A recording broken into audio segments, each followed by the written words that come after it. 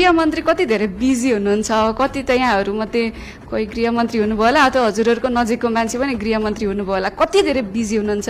भनेको बेलामा ट्याक्कै सूचना दिन पाएन भनेदेखि त गाह्रो हुन्छ।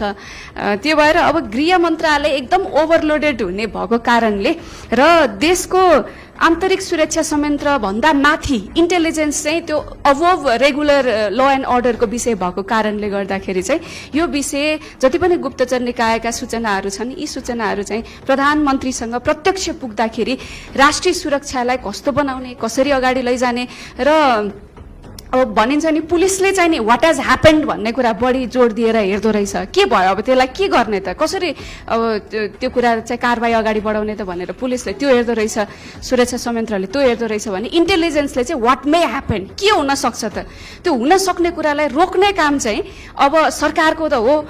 सूचना त चाहियो नि त भनेपछि प्रधानमन्त्री जो चाहिँ सरकारको प्रमुख हुनुहुन्छ उहाँको मातहत ती सबै सूचनाहरू आउँदाखेरि वाट मे ह्यापन भन्ने कुरालाई चाहिँ कतिपय रोक्नुपर्ने होला, कतिपय चाहिँ एउटा तरिकाले अगाडि लैजानु पर्ने होला। त्यसकारणले प्रधानमन्त्री मातहत हुँदाखेरि उपयुक्त हुन्छ भनेर हामीले जुन अध्यादेश ल्याइयो त्यो अध्यादेशलाई चाहिँ प्रतिस्थापन गर्नको लागि त्यतिखेर अब हाम्रो त्यो बाटोतिर हामी गएनौँ, जगाउनु पर्यो, त्यो दफालाई जगाउनको लागि चाहिँ यो विधेयक लिएर आइएको हो। अब नेपाल विशेष सेवा ऐन 2042 चाहिँ पहिलोचोटि लिएर आउँदाखेरि राष्ट्रिय अनुसन्धानलाई गृह मन्त्रालय अन्तर्गत नै राख्ने गरी भएको रहेछ।